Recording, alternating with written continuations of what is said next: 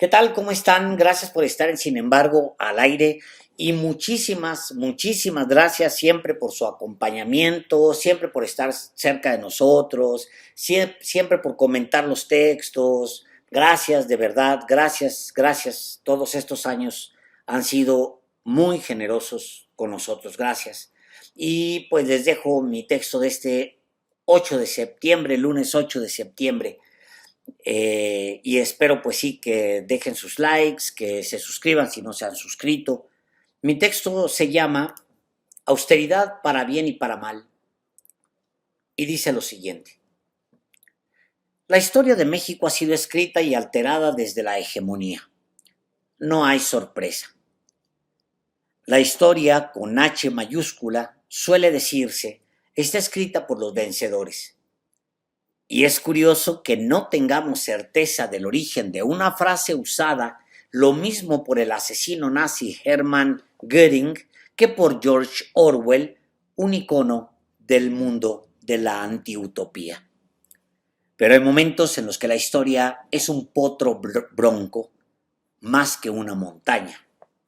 Enrique Krause defendió, entre otros, a Porfirio Díaz y a Luis Terrazas, y alcanzó a engañar a millones con el cuento de que eran víctimas.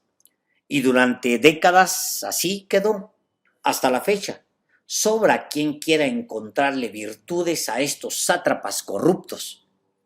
Al mismo tiempo, Krause intentó manchar la memoria de Samuel Ruiz García y ensayó todas las formas del denuesto en la figura de Andrés Manuel López Obrador. Con estos últimos no operó su engaño adornado de ciencia, porque la historia es inexacta y es dinámica. Si aceptas no moverla, se vuelve una montaña, pero si la reconoces viva, tendrás que aceptar que brinca y se acomoda a la reja, como se explica con las manzanas en Chihuahua. ¿Qué idea general se tendrá de lo que conocemos como 4T dentro de 25 años? Por lo regular nos quedamos con las figuras más públicas. Claro que la 4T es López Obrador y una segunda versión muy afinada es Claudia Sheinbaum. Ahí se tienen dos personalidades para explicar al régimen que inició en 2018 y que por la víspera podría durar al menos 18 años, aunque es probable que más. Pero al mismo tiempo se debe aceptar que otras figuras podrían convertirse involuntariamente en vías para contar la historia principal.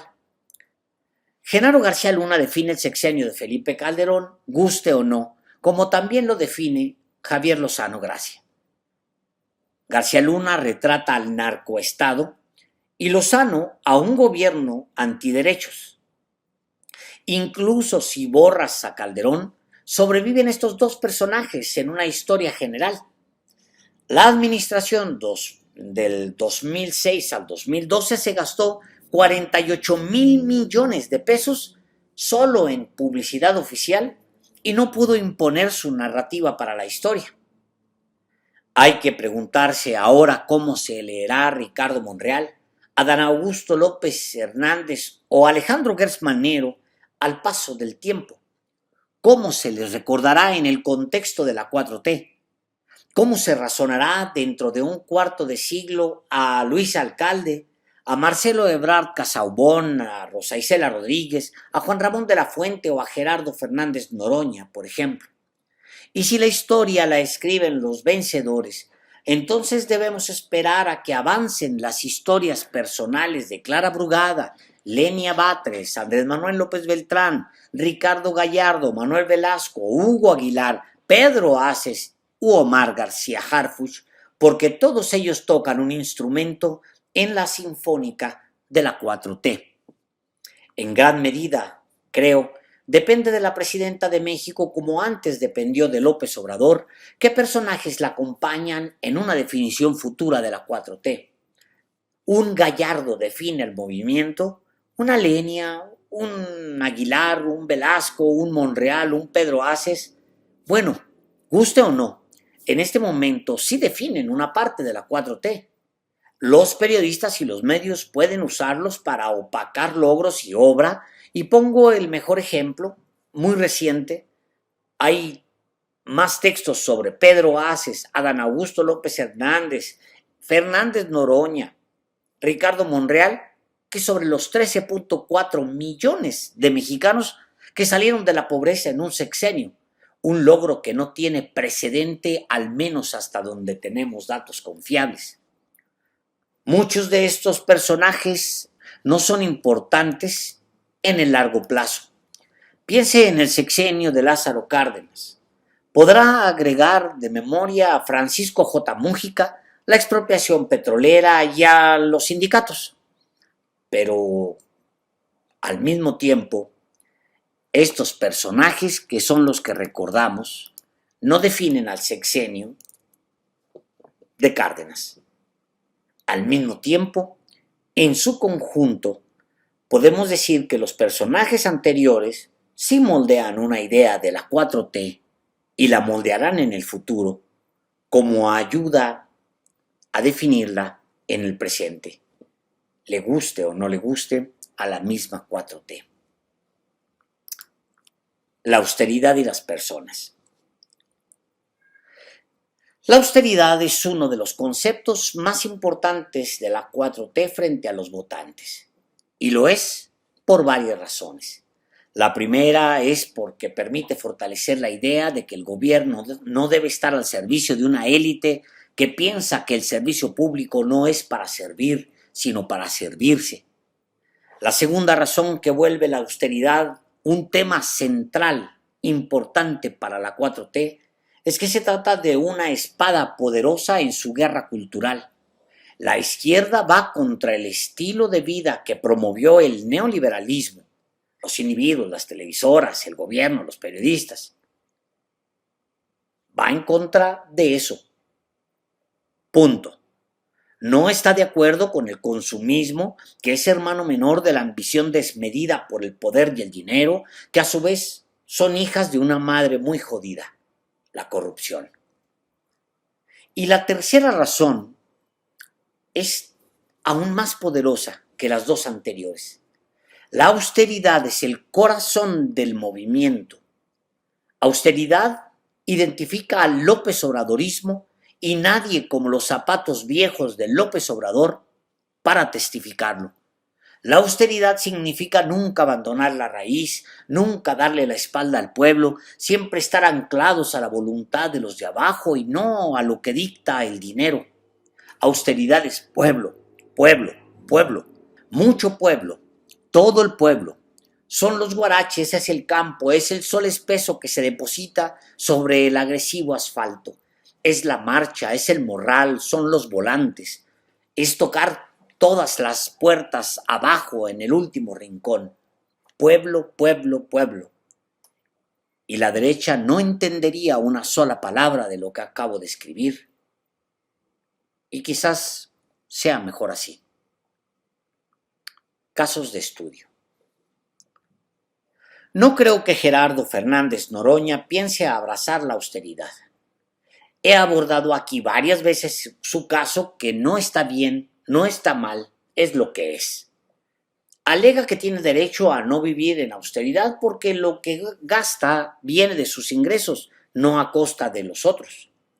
El 14 de mayo pasado, Fernández Noroña resumió su posición en la comisión permanente, en la alta tribuna del Senado, por alusiones personales sobre, otra vez, su manera de vivir. Comillas. Hay muchísimos compañeros, compañeras que han vivido en la austeridad toda la vida. El Papa Francisco dejó $200 de fortuna. Yo, en lo personal, no soy austero. Gandhi murió con su calzoncillo, con su Bhagavad Gita, con su escudilla, con sus lentes. A los 37 renunció a la sexualidad. Yo no aspiro a tanto, cierro comillas, dijo Fernández Noroña. Dentro de Morena hay gente que vive sin limitaciones. Muchos, muchísimos. Cero austeros. Con choferes, muchos autos, ropa cara, etc. Y es muy probable que lo paguen con su dinero y nadie los cuestiona y ellos procuran no hacer el ruido que hace Noroña. Pero para bien y para mal, Noroña es muy mediático. A veces esa condición, ser mediático, te ayuda. Así derrotó a Adán Augusto López en la interna del 2023, sin repartir ni playeras, mientras que la campaña del exgobernador de Tabasco flotaba en dinero que todavía nadie explica de dónde salió. Y a veces ser mediático no ayuda. Noroña es agredido las 24 horas del día. Muchos que no lo soportan. Exactamente 10 días después de aquel "no aspiro a ser Gandhi", el 4 de mayo, la presidenta de México había publicado de su puño y letra una carta para leer en el Consejo Nacional de Morena. En el punto 8 del documento dirigido a la dirigencia y a los militantes, dijo lo siguiente, comillas, los gobiernos emanados de Morena deben garantizar la austeridad republicana y la cercanía con el pueblo y el principio de por el bien de todas y todos, primero los pobres. Cierro comillas. Y antes, en el punto 2, la presidenta hacía alusiones personales. Abro comillas. Todos los militantes de Morena deben conducirse con honestidad, humildad y sencillez. La parafernalia del poder es del pasado de corrupción y privilegios, no de Morena. No caigamos nunca en la frivolidad, en el consumismo y la ambición por el poder y el dinero. No es de nuestro movimiento viajar en aviones o helicópteros privados o tener como anhelo portar ropa de marca o tratar mal a las personas o andar con guardaespaldas y un séquito de camionetas para ir de un lado a otro o comer en restaurantes caros. Morena es humildad. Cierro comillas. Aquí vale la pena preguntarse, ¿el senador Noroña es más o menos austero que, por ejemplo, Marcelo Ebrard? Es conocido que el secretario de Economía lleva una vida acomodada, no del 1% en México, pero sí de clase alta. Y una segunda pregunta brinca sola. En Morena, ¿se puede vivir sin austeridad siempre y cuando no sea público? Y la tercera pregunta no le gustará a casi nadie. ¿Cómo llamaríamos a eso? ¿Congruencia o hipocresía? Mi posición respecto a la austeridad es pública. Se acepta ser parte de Morena, se acepta ser parte del movimiento, debes demostrar que eres austero y punto. O vete a otro partido. En ese sentido, estoy en desacuerdo con lo que plantea Noroña. No se trata de ser Gandhi, pero sí de acatar preceptos que forman una identidad partidaria y, para terminar pronto, que hicieron del movimiento lo que es hoy. No te conviertes en franciscano y luego justificas una bata de seda porque la pagaste con los panes que guardaste del desayuno. Eres franciscano. Renunciaste a la bata de seda. Punto. Pero al mismo tiempo, tengo la obligación de comprender a Noroña. El tipo viene de la clase baja, ha luchado, ha trabajado más que cualquiera de los arribistas que llegaron ayer a la izquierda. No merece comprarse la casa que sueña, en el pueblo que sueña, si demuestra que viene de ingresos legales. El problema es que se sepa. Su problema es que no es bueno ocultando el dinero como muchos otros. Y en ese sentido, Noroña debería renunciar a Morena porque se niega a ser austero, aunque no tenga ni el 1% de lo que tienen Monreal, Adán Augusto, Gertz, Gallardo, Velasco o Pedro Aces. El 27 de julio del 2022, el presidente López Obrador decidió dar una segunda vuelta de tuerca a la austeridad. Anunció reunión del gabinete legal y ampliado para decirle que, comillas, ya vamos a pasar a la fase de la austeridad republicana, a una fase superior, que es la de la pobreza franciscana. Porque tengo reunión mañana con el gabinete y vamos a hablar y a llevar a cabo medidas de austeridad adicionales. Vamos a reducir bastante el gasto. Nadie o casi no va a haber viajes al extranjero. Vamos a procurar que toda la comunicación se haga por teléfono, por teleconferencias y vamos a reducir viáticos aún más. Y otras medidas, dijo López Obrador. AMLO venía de su más bajo nivel de aprobación, que llegó a promediar hasta 44-46% durante la pandemia. En 2022 subió a 56-58%. Y para mayo del 2024 andaba entre 74 y 76%. El tipo es un genio, lo sabemos. Y la promesa de un gobierno austero fue parte importante de su oferta a la gente.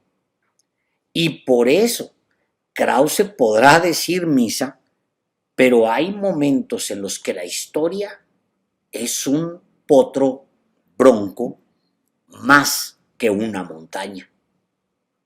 ¿Queda claro? Muchas gracias.